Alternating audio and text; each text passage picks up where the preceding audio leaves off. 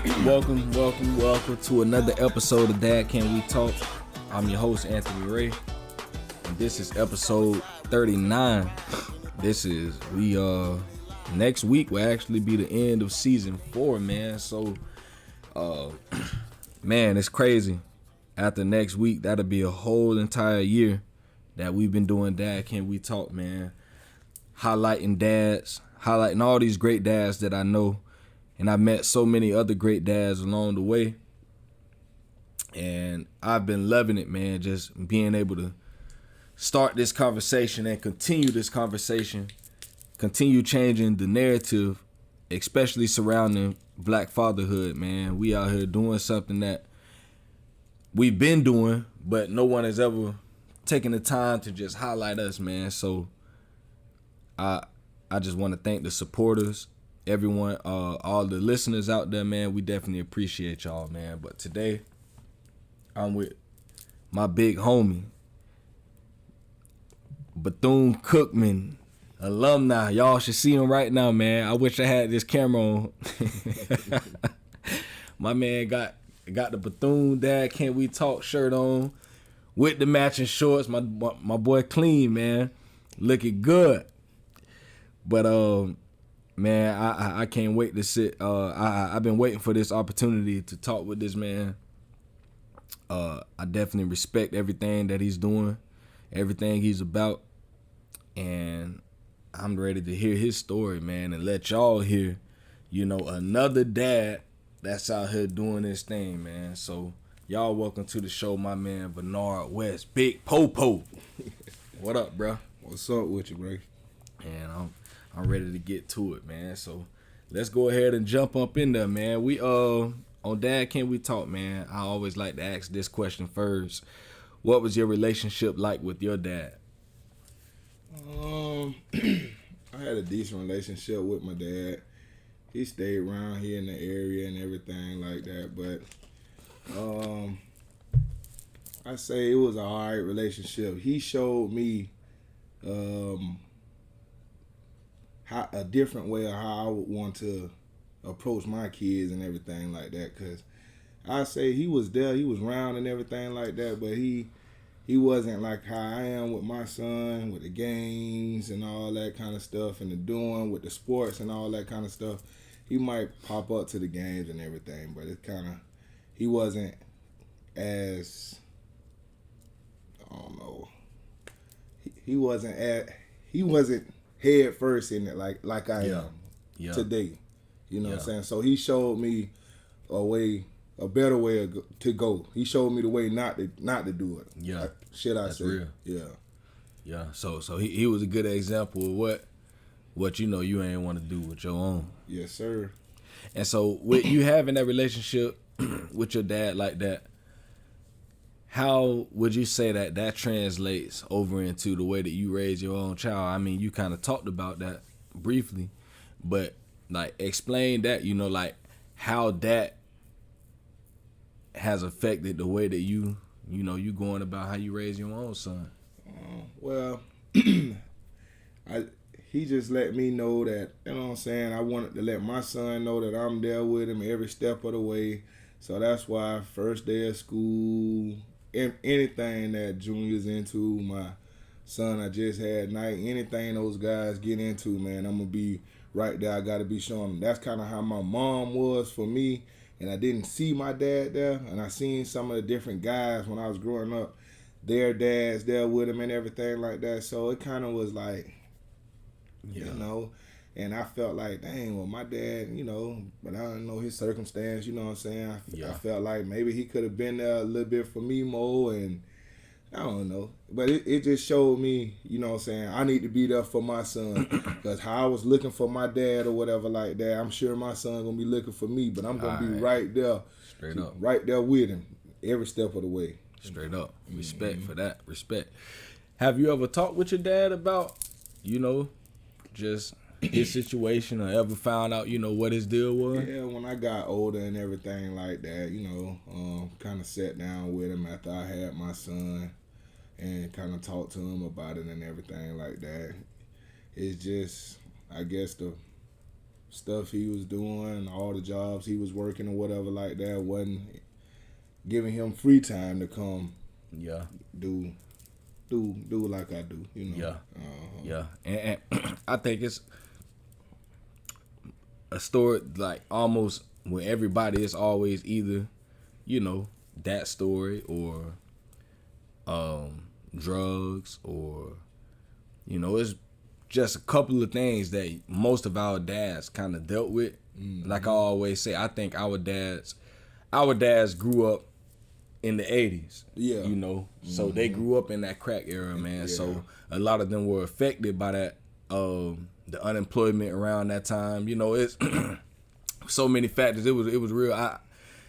Once I got older and I started realizing, you know, like I started thinking like, damn, okay, so my daddy was like, he grew up 70s, 80s.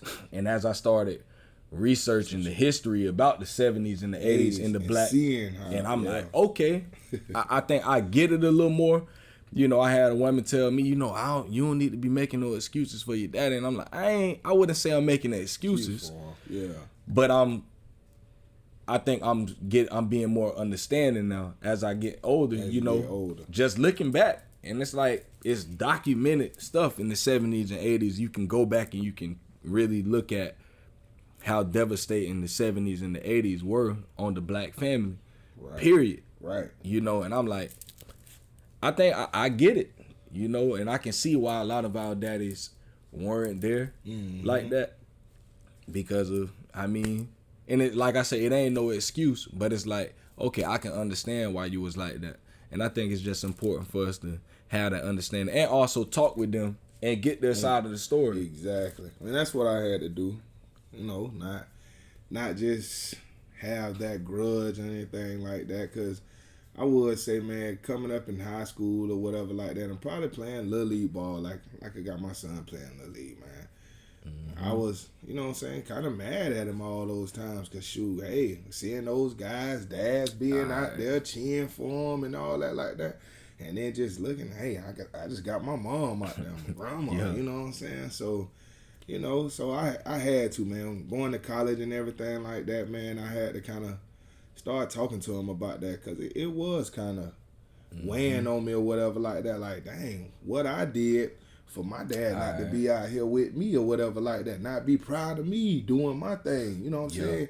Getting these different looks, these scholarships or whatever like that, you know what I'm saying? So, and different accolades and everything. So, man, it was, you know, but like you say, man, growing up in those times or whatever like that, it was different from us now. And us now, real. Shoot, our kids, hey, they technology is a mug or whatever like that, man. So shoot, back then we were seeing a couple kids that might have been a couple kids like me, you know what I'm saying, single parent kids or whatever like that. So that was kind of the norm to be seeing in the 90s or whatever like that. And then shoot, you might see every now and then some people that got the, you know what I'm saying, the 2-parent households or whatever like that. But it wasn't it was the norm to see kind of single parents back in the day like that. Like, we didn't even think about it. Yeah. You know, like I was talking with one of my boys who came on the show, and as he was talking, he was telling me about his story. I'm like, bro, I ain't never even know that. You know, and we sitting there talking, I'm like, dog, all this time we done grew up together. Like, I never knew that you was. And he was like, bro, I mean, we ain't talk about that type of stuff. Yeah. And I'm like, nah, yeah, you real. That's real now, because I'm like, you know, when you legit, cause you gotta think about it, bro. Whenever we link up or whatever, we talking about sports, hooping, football or whatever like that. Straight up. And shoot, you know, all in school and everything like that. We ain't talking about no parents like that. We not worried about no stuff like that, man. That's real. That's real. And that's the type of stuff I be thinking about, like, you know, like, man, how we grew up. You know, like you say, it was so normal, bro. It was like man, my daddy ain't here, my dog daddy ain't there. Like, we don't even. It ain't even a thing you gotta think about. You gotta take a look back, man. You gotta be like, man, all we was worried about, man, getting home, going outside, playing right. and stuff.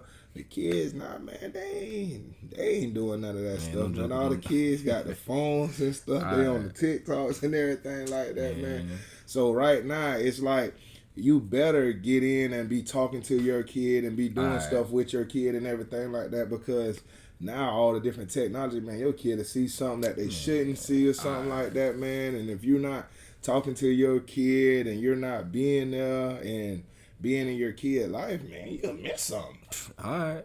Play with it like if you want to. Because, see, you think in our time, we ain't have no cell phones. We ain't have, I mean, we had computers, but it wasn't like it is now. I mean, it's like all we knew is the people within our proximity and our neighborhood. Right. You know, for me, all I knew was people in Tree Trail. That was it. If it wasn't my boys in Tree Trail, I ain't talk to nobody else. Right. I ain't know nobody else. Right. It was like, and I ain't have access to anybody else. Nowadays, boy, these jokers can be talking to somebody way over there in China, boy. Exactly. On the computer. On the PS4. All right.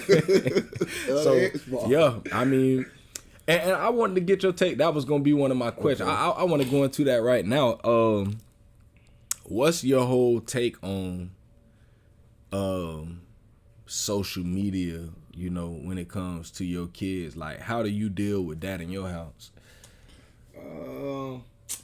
Well, Junior's not really big on social media and everything like that. It's like, I just kind of made him a Instagram last year when we went to Texas or whatever like that. He went to Texas. He was doing his thing and everything like that, and they was naming him. He was 7 years old, the number 1 D lineman in the nation or whatever like that. So people started telling me like, "Oh man, well you should get him an Instagram and all that." I was like, "Well, he don't really care for stuff like that."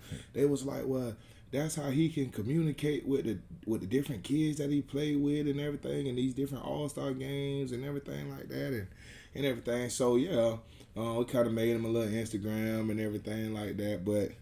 Man, if you check his Instagram, me and him, we be lagging on there, man. Junior, he'll get on there and he be going live or something like that when he come with me or whatever like that. But yeah, so I kind of monitor his little Instagram and everything like that. But we're not really big on that right now, man, because man, those accolades right now as a kid or whatever like that, those are good to get and everything like that, man. But then again, you got to keep working, man, because somebody else seeing you being up on that pedestal right there, they coming to knock you down or whatever like that. So you got to continue to work. And like I try to tell Junior right now, man, that's why I have him with me around the high school kids and everything like that, man.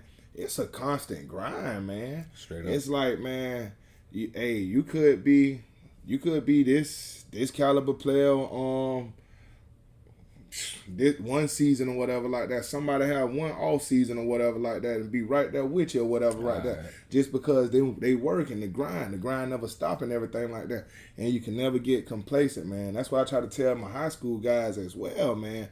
Somebody always wants your spot. Straight up. And then again, man, when you playing at these leagues right now, man, you plan to get somewhere. So when you playing in Little League, man, you plan to go to middle school, high school, and everything like that. You in high school, man, you playing for college and in the league and so forth. You know what I'm saying? Mm-hmm. So you always competing, man. Mm-hmm. You know what I'm saying? So that's real. Yeah. And so the social media and all that kind of stuff for my son, I ain't really too big on that. Yeah. and I think too, like, I think with a lot of kids, you know, they can get their head boosted up so much, you know. When you say you have a good game, everybody on there patting you on your back, and it ain't wrong, but it's like you start paying so much attention to that stuff. It's like, dang, you know, you start feeling yourself now. You feeling like you say, I ain't got to work as hard. You know, everybody already know.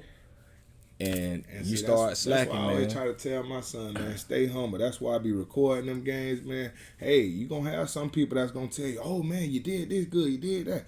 But then they ain't gonna tell you what you really did wrong or whatever like that. They might talk about you behind your back. Me, I'm gonna tell you, okay, yeah, you did this good. Then you did this here wrong, man. You can't be doing that. You know what I'm saying? Hey, you're not coached to be doing that. And look, just the little things and everything like that, man. And social media and all that like that, man, it's been blown out of proportion right now and everything like that, and with how some of the parents are with it online and everything like that, you kind of want to keep your kids away from that junk, man. So if you could monitor their Instagram or whatever, that'd be the thing to do. Yeah, man. Okay, we got to talk about that too, cause see, I want to get your take on that. Like, I ain't got no kids playing sports and that like that, so I don't know how I would be, but I don't know, bro. I feel like some people be really going overboard. You know, like even some coaches. You know, honestly, you know, just being real. I feel like the stuff that I see, I don't know if it happened like this in all other cities or whatever, but just in Gainesville, from what I see, you know, the people that be coaches, sometimes, you know, we do all this stuff on social media, and these kids on there now. Yeah. And I know these kids be seeing the stuff. Yeah. And we get on there and we acting a fool, bro. I mean, like, going in about nothing really, bro. You know, going back and forth about this team and that team, and it's like, come on, bro. Like, what type of example are we setting for I guess I got to say this because I'm in a whole bunch of these different groups or whatever like that across the nation. It ain't just in Gainesville. Yeah. It's everywhere, man. It's everywhere. Crazy. It's just in youth football right now. I don't know. I think the grown-ups are making it so competitive, and I don't know, man. It's like a power trip to the grown-ups, man. Because half the time, man, shoot, the kids just want to play ball, man. Yeah. And I don't know. Grown-ups, man, we blowing it out of proportion. But I gotta tell you that it's everywhere, boy. We see it in that national group, man, and the Texas group, man, and the group we in Jacksonville, Gainesville, yeah, man. So that's crazy, man. Yeah.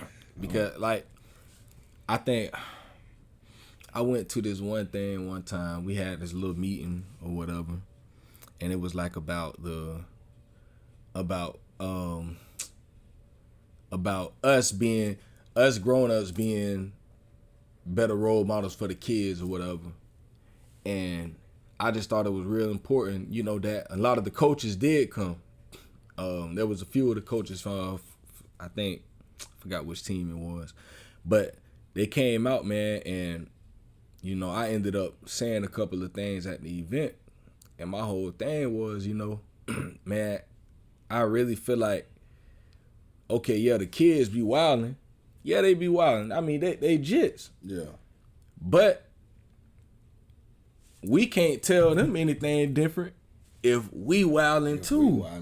And my thing was, you know, it's like, okay, boom, we go in on these kids, and one thing about these kids nowadays, but them jokers will tell you about yourself. Yeah, you right. Straight up. You And right. first thing most of the time is gonna come out their mouth is, bro, you do it too. What about how y'all be acting on Facebook? You know, and they'll tell you straight up, and we'll be mad with them because it's like, oh, who they legit think they is? But nah, a lot of times they just be being honest and they be being real. And I always tell kids, you know, when I talk to younger cats, bro, you can say whatever to me, like, because I want to hear how you feel. Yeah, you know, and I think we got to learn to really allow these kids to speak and be able to ask them for their perspective on how they think things are, and they gonna be real with you if you give them that space. Mm-hmm. And I think we gotta listen to them, because a lot of these kids, like, okay, yeah, they be out here, they getting into trouble and all this stuff, but it's like, I feel like that's pent up anger, and they ain't got no outlets. They can't come talk to us because a lot of times we ain't gonna listen to them. We got to step up in the schools more, to be honest with you, bro. Yeah. With more of our young black kids and stuff like that, man. Because, you know, I work at Williams okay. Elementary or whatever like that, man. So I kind of see a lot of our youth football players and everything like that, man. And I'm just going to say, as coaches and stuff, man, we got to be stepping up more in youth football in these kids' school. Because a lot of coaches be a great impact on the kids or whatever like that. And that's what I kind of tell people at the school when they be having trouble with some of these kids, man. Maybe you should try to get in contact with his coach, man, because, you know, he don't act like that around those people or whatever like that. Don't know why he would come here acting like that, but maybe if y'all kind of communicate, I wouldn't say the school communicate with the coaches more, but the coaches need to make themselves more available, you know what I'm saying, for the schools to reach out to them and everything like that, because they can help our young black youth or whatever like that not be in as much trouble and everything like that, man. You know what I'm saying, when they knowing they got those guys who look out for them on the field and all this and buy them stuff outside of school and everything like that. Don't want to let but them then down. Now you paying attention to what they doing in school and everything like that. And so, yeah, you making sure they doing the right thing. They doing it, getting the grades right and everything like that, man. Just be seeing a lot of stuff, man. And I think that's so important because if you really look at it, some of the coaches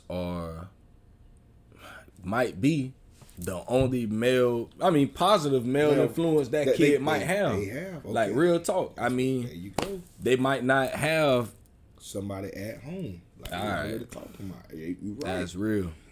And so, and I mean, and you see it, man, bro.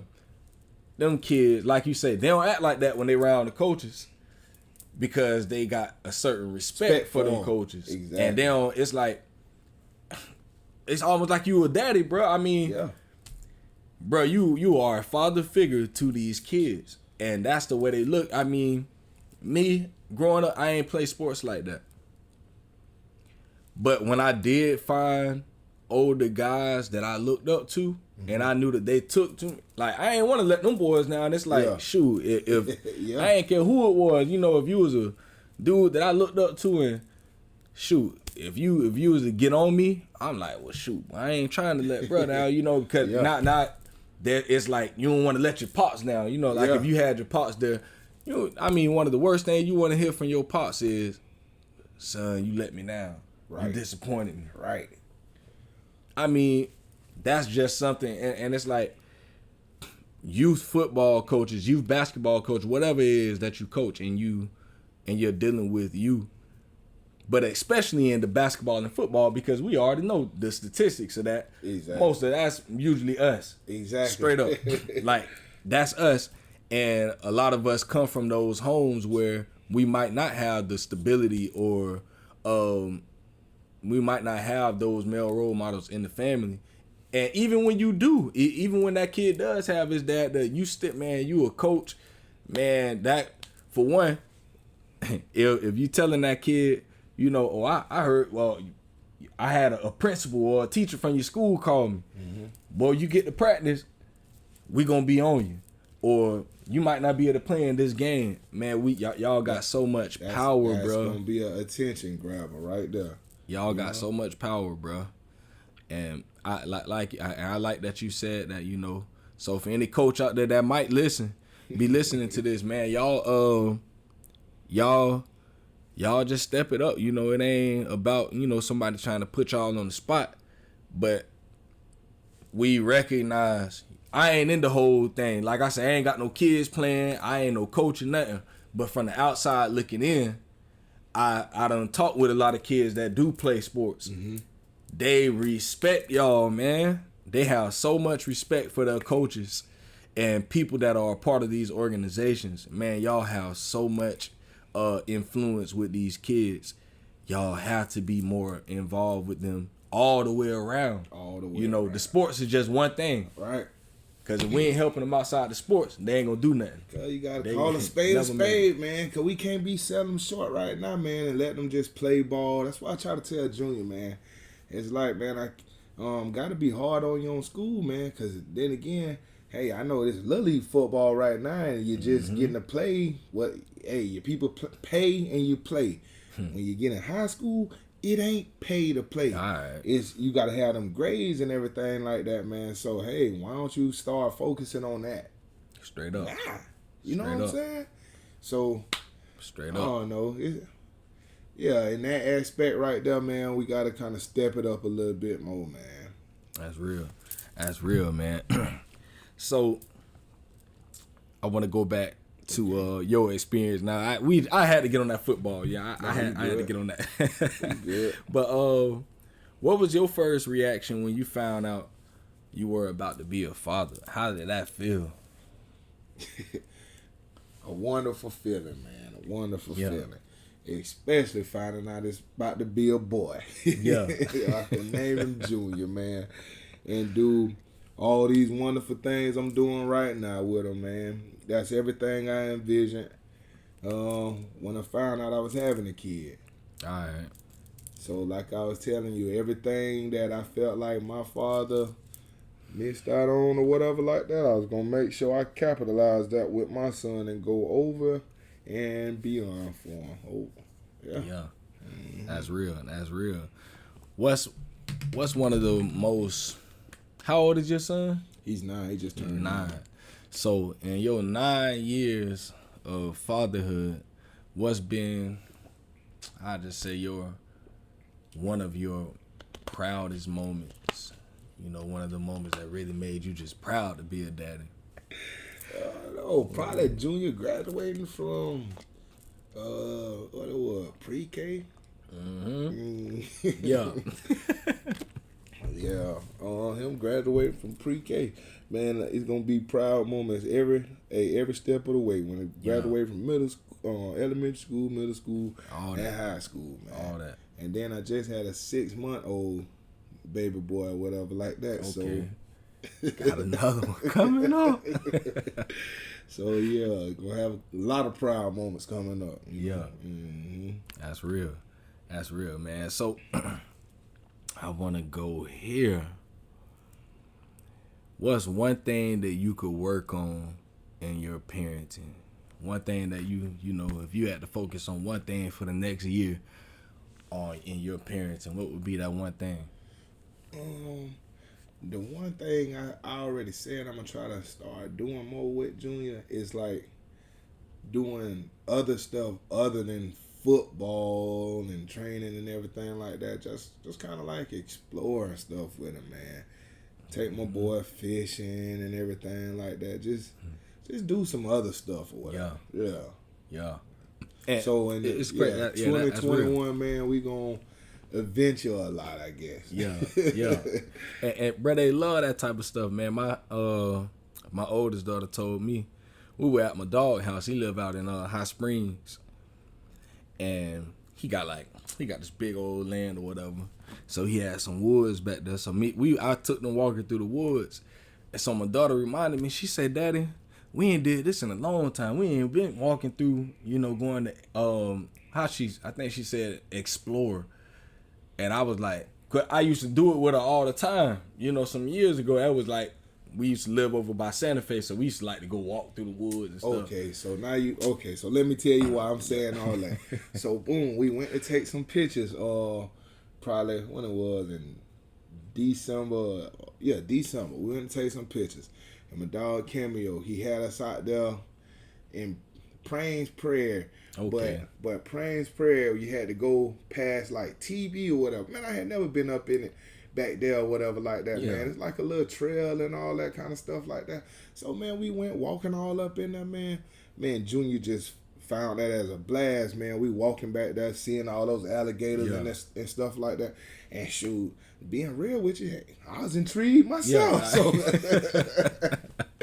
Cause shoot, even anytime we coming back from Ocala or whatever on 441, we right there on Praise Prayer, I be telling man, we need to go out there and see the gators. So then we went on that other side like that, man, and then walking out there and could see that, man, that was real. Like that was something that we usually don't do, and something I enjoy doing with him, and seeing that he enjoyed doing that as well. So try to do more adventurous stuff. That's real.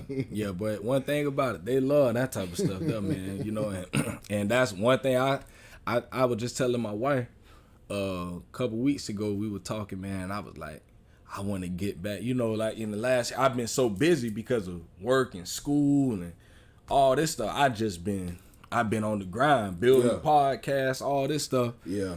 And I be so busy now you know what?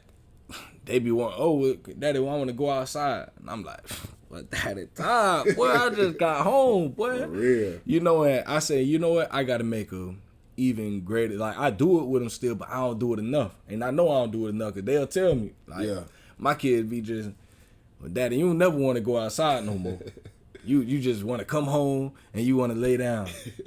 I'm like, man, I'm tired. But I want to make a greater effort in doing that because, like you said, bro, they love that outdoor stuff. It's like people say, you know, kids today don't like being outside. I'm like, I ain't gonna say that. We just don't take them out there no more. We just don't take them out there real. no more.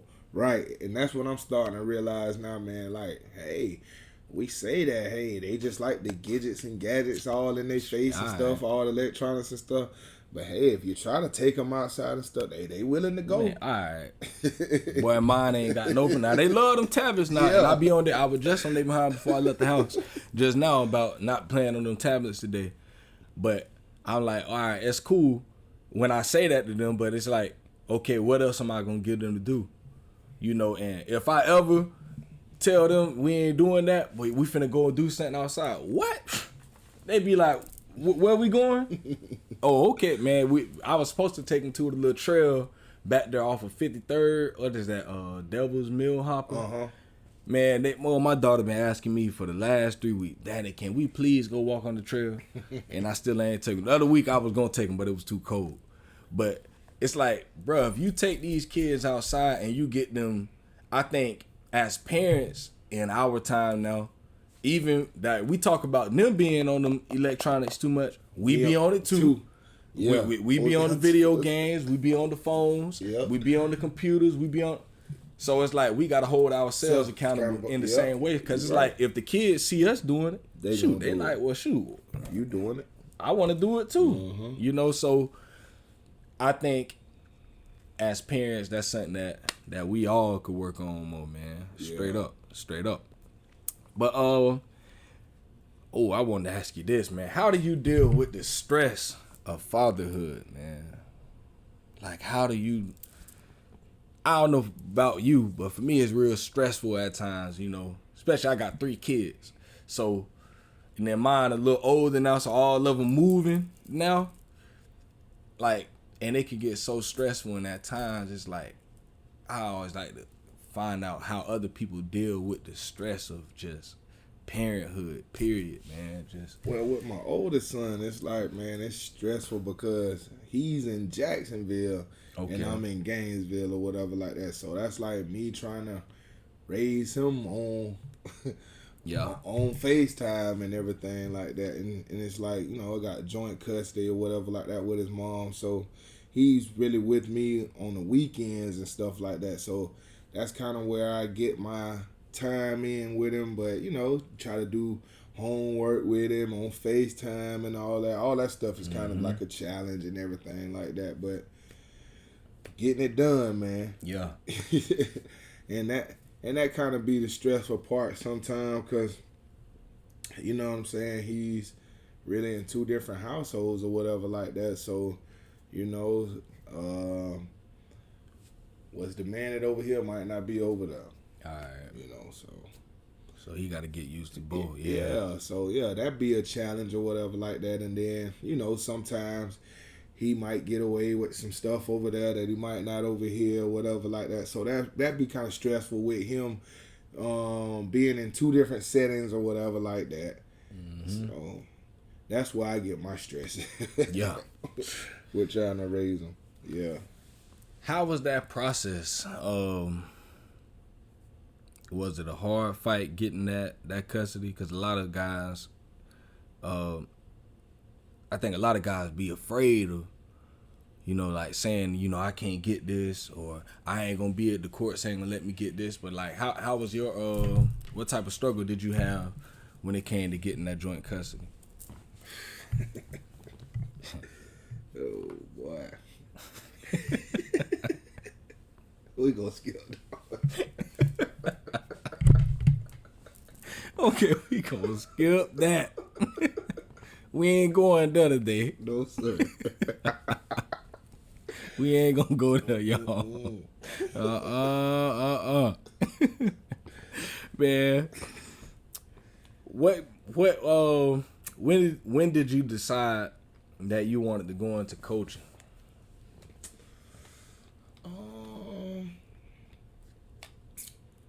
Let me see. Probably back in, I want to say that probably was like 2013 or something like that. I had just came back from playing a little arena ball from, I want to say we was in Nebraska or whatever. And then I came back and I had got me a job down there in Ocala at North Marion Middle School. Yeah. And my roommate, his uncle so happened to be the head coach at the high school. He had tried to get me to come play for him back in the day or whatever. But I said, well, I ain't gonna play no football no more. Or whatever. But yeah, I kind of knew him because I was cool with my roommate. I was cool with his people and everything like that. So I knew him. So he gave me my first coaching job or whatever like that, man. So, down there in Ocala, did that for a couple years or whatever like that. Then I was like, man, started seeing, man, it's good in this coaching or whatever like that, man. Helping the young men, getting the young men going to college and everything like that. And then with me playing arena ball and playing college ball and all that kind of stuff like that, had a couple connects and everything like that. And I figured I could kind of help the kids, get to the next level with a couple of these guys I know coaching at the next level and everything like that. And I know that was into these programs and everything like that. So I said, man, I'm helping these Ocala kids, man. Yeah. I need to get back home and start helping these kids in my area or whatever like that. So that's when I got the east side or whatever with said. For a couple years. Big Sam, my dog. Yeah, man, and I just kind of fell in love with it, man. It's kind of me helping give back to the community, to the kids, and everything like that. Cause I done learned a lot with the game, playing in different leagues and everything like that, from playing college, arena, and all that kind of stuff. So. A little something. Yeah. So that's my way of helping give back to the community. Okay. Coaching high school ball, and then I tell you why I started coaching Little League, man. Cause when I got the east side with it or whatever like that, man, starting to see a couple of ninth graders and all that kind of stuff coming to the program or whatever. Not really knowing that, not knowing how to get in the 3-point stands and everything like that. So, man, that really kind of, it was even before the year before junior started playing football or whatever like that. I had went out there, I was helping with Vernard and with the Panthers or whatever like that, man. I was starting to see, man, that a whole bunch of kids, man, they parents paying these $200 every year and everything like that, man. And they don't know the basic fundamentals of the sport or whatever like that. So then when you go into high school and you done played all this Little League and stuff like that, man, you're killing the high school coaches because then now they got to be going back to square one and everything like that, man. Dang. So that's kind of why I kind of got into the game with the youth and everything like that, man. And so with my son playing youth ball and everything like that, kind of try to help out with his teams and everything and anything in the program or whatever. So just try to give back to the lineman, man. Yeah. Yeah. That's real. And it's good that, it's somebody that think that way, because like you said, they coming into high school and it's like, well, you just learning them basics. And especially, I ain't gonna go there. Man, it's like these parents, real deal. Some of these parents don't even be having that money like that. Yeah. But they know. Especially a lot of these mamas, bro.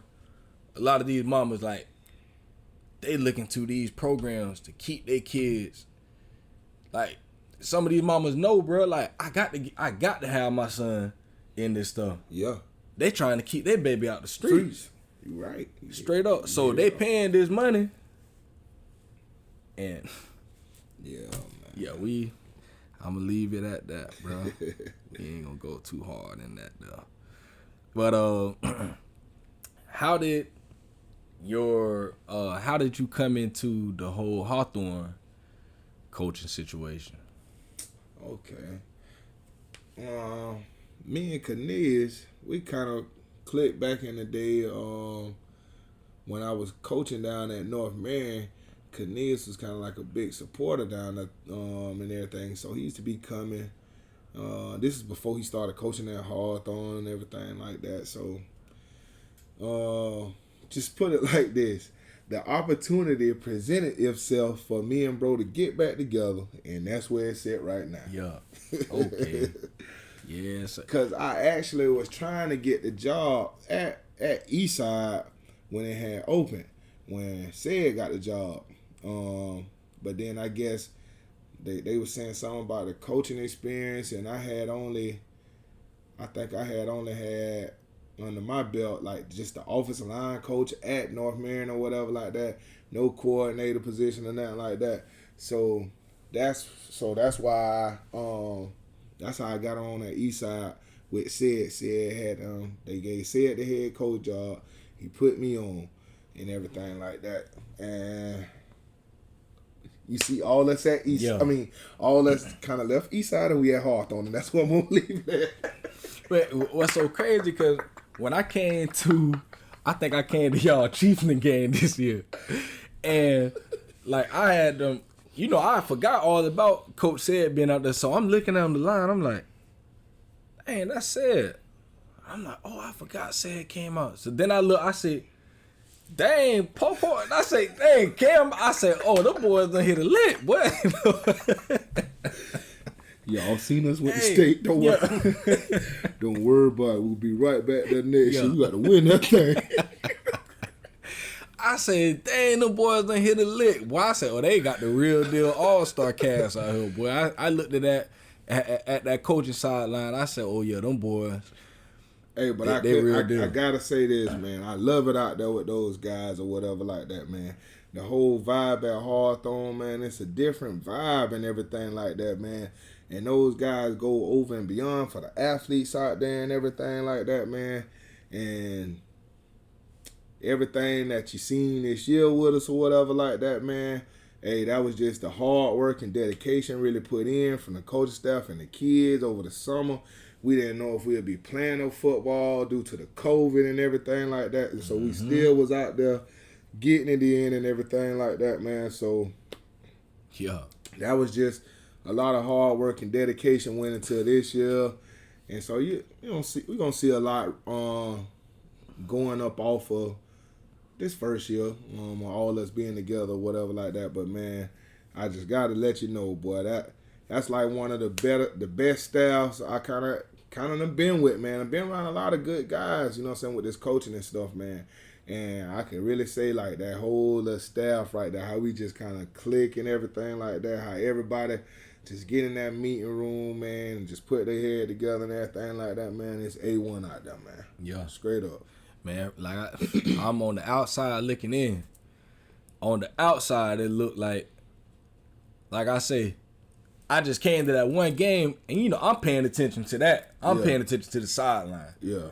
And I'm just like, I like it, bro. Like, it looked like a vibe. And then, from my time, I sat down, I talked with Cornelius, and it was love, bro. It was just, I'm like, I like this, bro. I talked to a couple of other people that's outside the program, and just hearing from them, I'm like, okay, everything was consistent. Everything was consistent, man, and I love what y'all got going on out there, man. Talk to a couple of the kids, bro. It's respect, bro. Yeah, man, because then it's like everybody kind of got a story out there, man. Like my guy, I think you did talk to him, a quarterback, Chaz, and everything like that, man. Actually, bro, it's his uncle that gave me my first coaching job that I'm talking about at North Marion. Okay, he told me some out there. Yeah. Okay. His brother was my roommate in college. Wow. I got him the Hawthorne this year. Yeah. Wow. Okay. I get it now. Okay. I'm putting the pieces right there for you. Yeah, man. Okay, yeah, because I met him. Yeah. Good dude, man. Good dude. Yeah, man. Man, I'm telling you, bro, like, I think with what Hawthorne now, people always talk about, and I would tell the Canoes, a lot of times I hear people, talk about Hawthorne this, Hawthorne that, and man, I look at what y'all got going on, and I love it, bro, because, it ain't too much you can really say. Like, Hawthorne, this little small 1A school out there. Y'all only got so much y'all can work with. So much you can work with out there. And it's like, hey, you can say whatever about the schedule or whatever.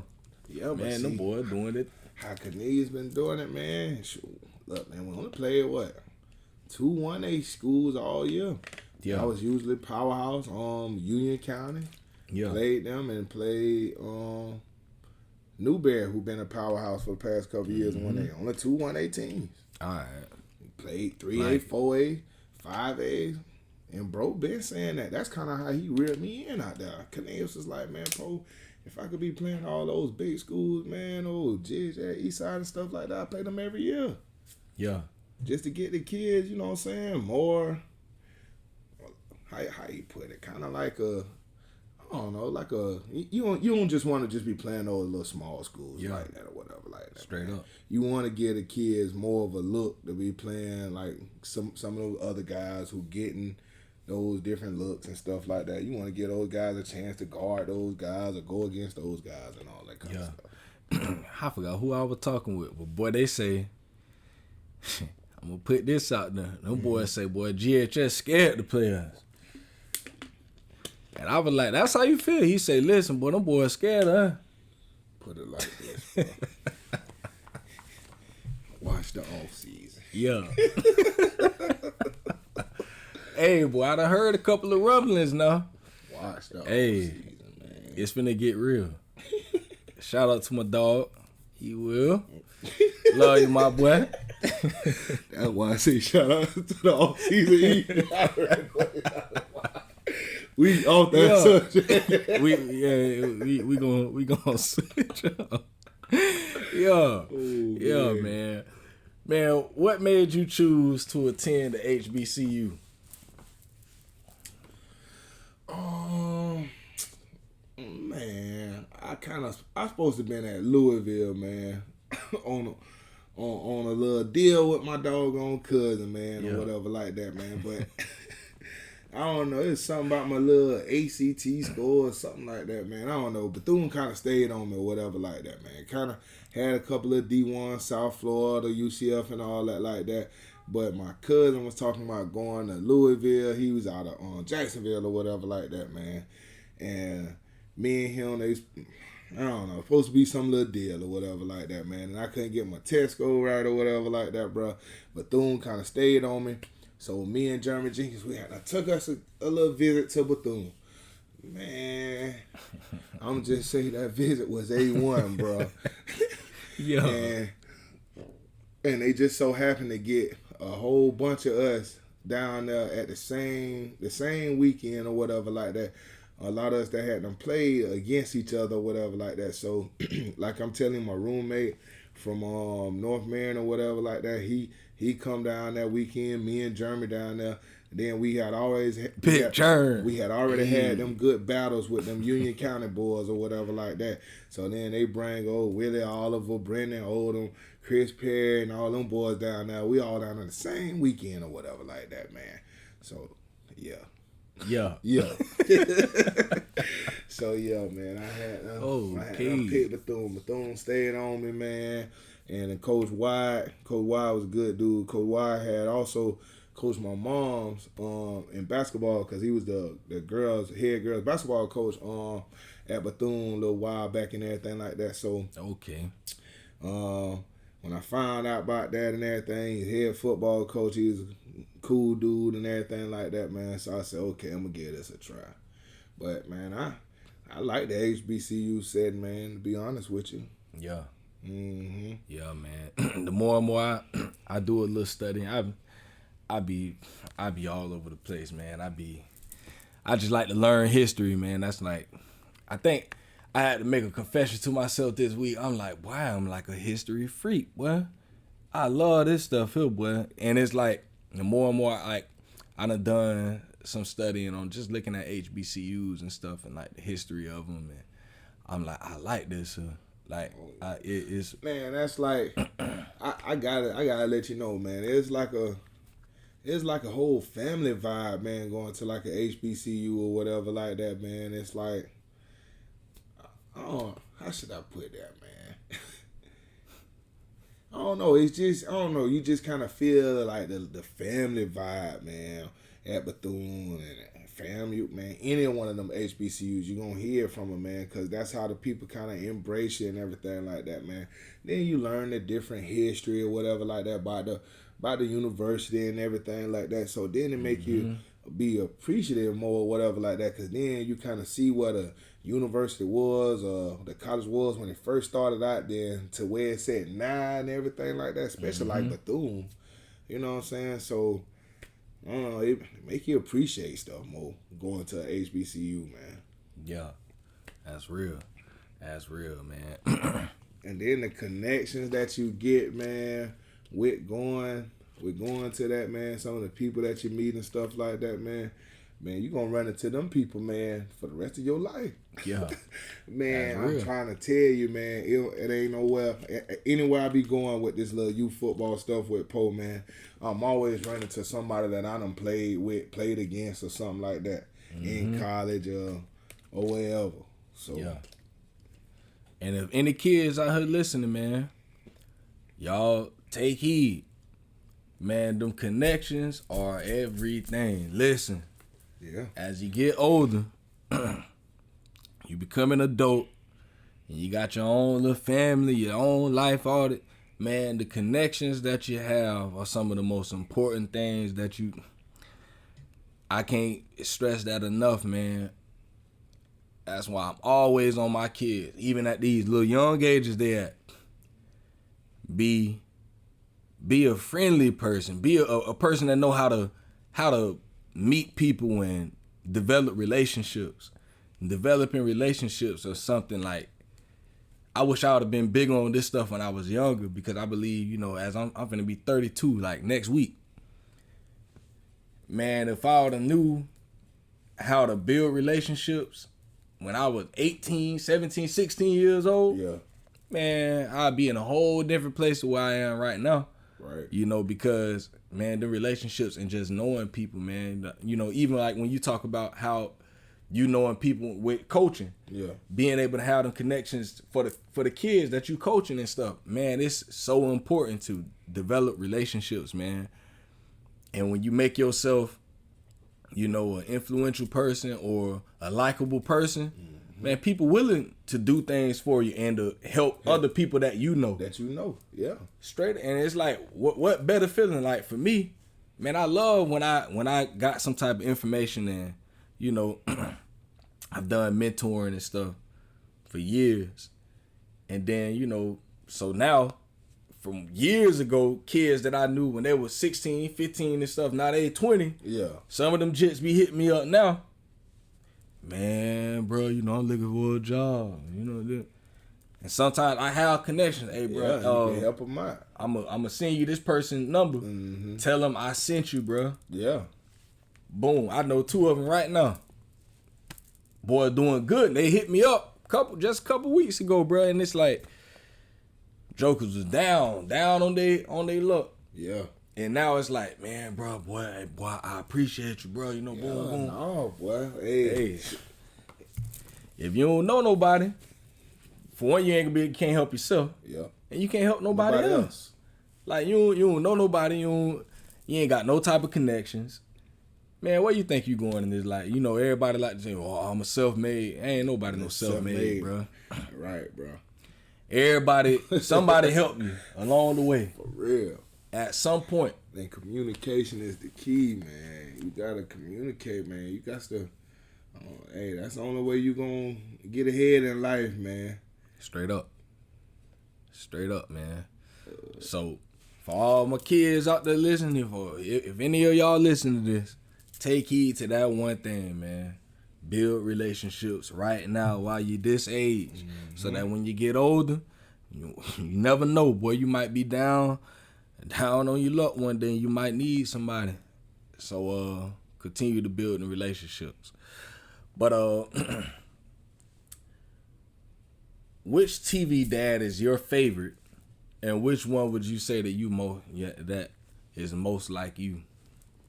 Any dad from TV. Oh.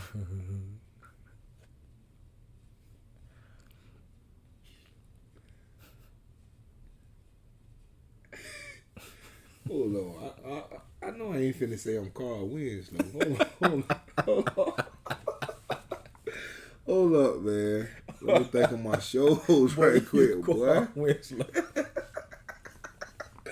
Let me think of my shows right quick, boy. Boy, you might say it one just then. Boy, you Carl Winslow, boy. Dang, Carl Winslow. Yeah, man. About the family matters, man. Yeah. I might be Carl, man. Sure ain't on Uncle Phil. Yeah. Yeah.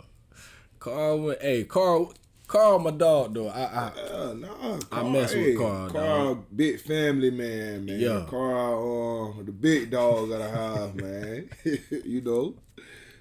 Yeah. We got Carl. Hey, all Carl kids love him, man. All right. You know what I'm saying? So, yeah. He head of the household, so yeah, I'm Carl Winslow. Yeah. Eddie used to be scared he had to go talk to his daddy. All right. Carl Winslow, man, that's me. Big Poe Carl Winslow. Yeah. Man, knowing what you know now, what advice would you give to the 18-year-old Poe? Knowing what I know now, man, I just tell old 18-year-old Poe, man, keep working hard. I'd probably be at Eastside right now in the classroom. I just tell them to keep working hard, keep grinding, man, and gain more relationships, just like I just told you, man. Because that might have been where we all kind of dropped the ball coming up or whatever like that, man. I know probably me, man. I kind of was one of those guys, man, that only kind of clicked with who I clicked with, man, and anything else, man, I wasn't really worried about it or nothing like that. So I wasn't trying to meet nobody or nothing like that. So, man, what I say to myself, my 18-year-old self right now, man, is build relationships, man, and grind. Yeah.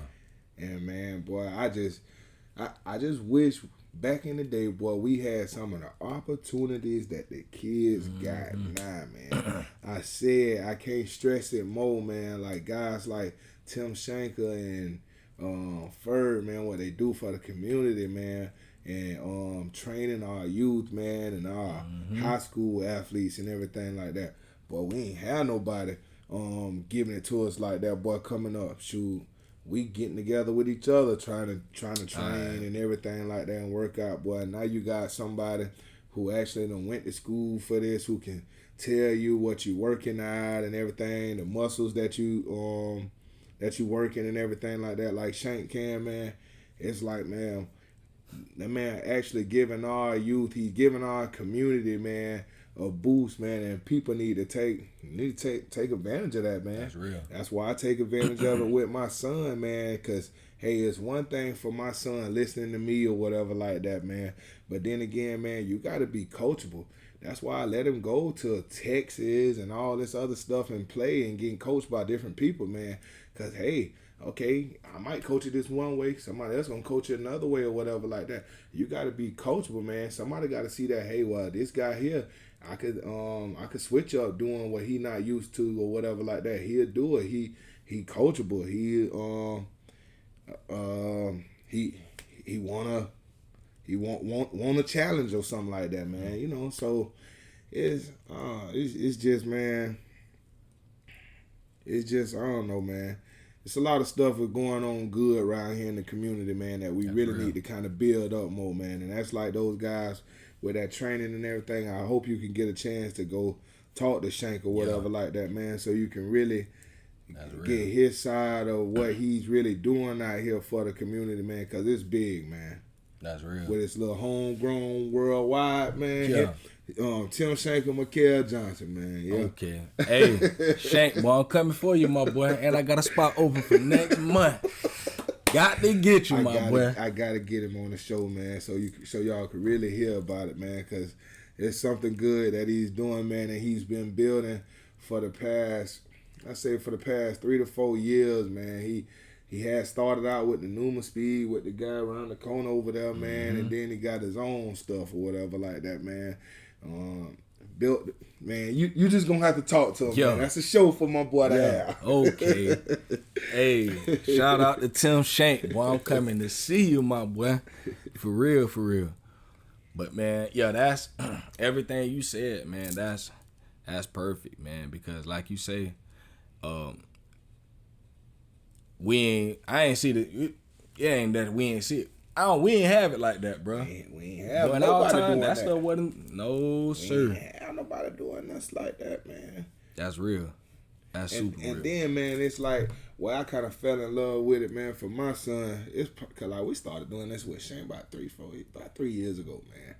And he had that guy Josh Gordon out there working out with them kids. Like he had the different NFL guys working and the college guys, and then the kids, man. So the kids was actually seeing those guys and stuff like that they might see on TV or whatever like that, or they'll see on Saturdays playing college ball or whatever like that. They inspired because, hey, those guys out there working just like they working. All right. Man, that's so real, boy. Yeah. Y'all take heed, boy. For any kid listen to this, man, all we can do is give y'all the game. That's it. Yeah. That's it. If there's anything, if there's any father out there that's listening, that might listen to this, what's one piece of advice that you would give them when it comes to fatherhood? Spend time with your kids, man. Listen to your kids. Talk to your kids. And be there for your kid, man. That's big in your kid life. That's real. That's real. Y'all take heed, man. Y'all know how we do it at Dad Can We Talk. Man, spend time with your children. I like what he just said right here, man. Listen to your child. And that go for me also. Listen, if we don't do anything else, man, listen to our children. We got to make sure our children know that they are heard, especially for us black dads, because we already know how the world a lot of times don't want to hear nothing a black man got to say. For one, so they gonna get you. We know how they gonna get treated in the world. So if they feel like they can't even talk in the house, in their own home, to their own parents, we shutting them out right there. They gonna feel like, hey, well, I know nobody don't want to hear nothing I got to say. My daddy don't even want to hear. Right. And so we create that in these kids at a young age to make them feel like, what they say don't matter. So listen to your child. Give them the opportunity. Give them the opportunity to critique you. And that's something that I'm trying to incorporate this year with Dad Can We Talk. I just did it a couple of weeks ago with one of my boys, man. He came on and I told him to bring his sons with him. He got a I wanted him to bring he got like a 14-year-old son. And I asked his son questions, like, give your dad 3 things that he could work on, and you could tell, you kind of like looking at it that I'm like, man, no, bro, like, he ain't gonna do nothing right now, bro. It's a safe space right here. Yeah. Be real and be honest, because your dad needs help just like you need help. Your dad's still learning just like you still learning. Right. And who better to learn from than the person that he's parenting? Right. The person that right here, look at him every day. I say, man, just be real. And, he gave his daddy 3 things that he could be better at. And I'm like, that's real. To hear it from your son, or to hear from your daughter, and that's something that I'm really trying to incorporate this year, man. For sure with Dad Can We Talk, man. I want to get more of the kids involved, you know, so that I just want to be better. I learned some stuff from my boy's son, you know, stuff that he said. I'm like, I need to be like that more with my children. Yeah. You know, so, yeah, man, give our kids the opportunity to speak, man, and hear them out. Because we can learn from them, man. Straight up. we might feel like them jokers can't teach us nothing, but them jokers, and this why I believe the people I can learn from the most, my children and my wife. Boy, my wife gonna keep it real with 100. Boy, she gonna keep it real. She hurt your feelings, boy. So she be saying, you know, like, well, I like that. Why you got to say it like that? You know, but she be honest. You know, she be real, and she ain't gonna sugarcoat it with me. She gonna tell me straight up, like, and who better to learn it from than the woman I sleep with? Right. You know, she know, and that's who you want to give it to you 100%, man, and get blood raw. Yeah, straight up. Yeah. So it's like, let the people in our house tell us, you know, like, give them the opportunities to speak, and don't dog them out. Like, hey, you know what? Sometimes, you know, and I'm still learning. You know, my wife tell me something, just learning, accept that and be like, you know what? All right, you right. I'm gonna work on that. You know, and just leave it at that instead of, well, what about you doing? Yeah, like, going tit for tat. Oh, you know, okay, well, you said I need to do that. Man, you know what? I'm gonna make that my goal. You know, and also learning from my kids. You know, my kids, they be the same way. Them jokers, you know, a kid ain't got no problem with it, especially when they 5, 6. But them jokers to tell you, like, golly. Yeah. So, yeah, man. Any dad out there, man, y'all heard it right here, man. Spend time with your children. Learn from your children. And we gon' end it right there, man. So, Big Poe, dog, I appreciate you coming on, my boy. I appreciate you having me, man. Appreciate it.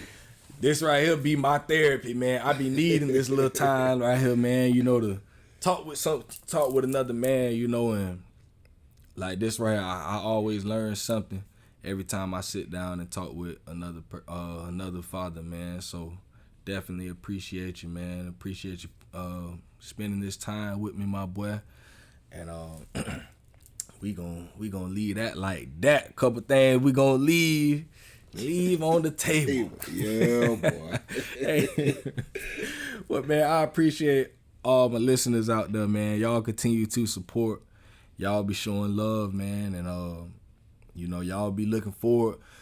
So I got one more episode next week. That'll end season 4, and then after that, the following week, I got my man Akeem Thompson coming on. DJ Terra, he coming on, man. He was nominated for Father of the Year for last year, man. So I'm hearing he got a real deal story, man. So y'all be looking forward to that. And he said he coming with that real heat. And I told him, hey, boy, the flow gonna be yours. He said he got some real heat that he got to talk about. He got some stuff he got to get off his chest. So, yeah, man, y'all be looking forward to that. I got some more shirts. If y'all need shirts, I got a couple more on me, man. We flew through those. So, y'all hit me up if you need a shirt. And y'all continue to stay tuned. Y'all gonna find this on Spotify, Apple Podcasts. Y'all can go to the website, www.dadcanwetalk.com. All the episodes are always streaming on that website. So, yeah, man, we out of here. This Dad Can We Talk. Dang. Yeah.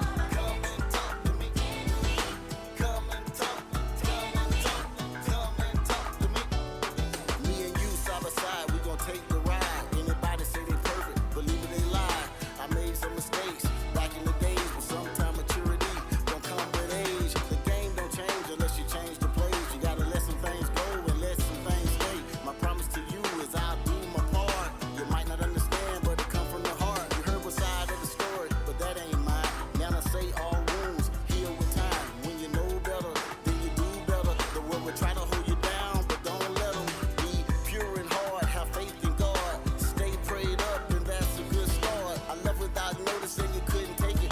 she fuck me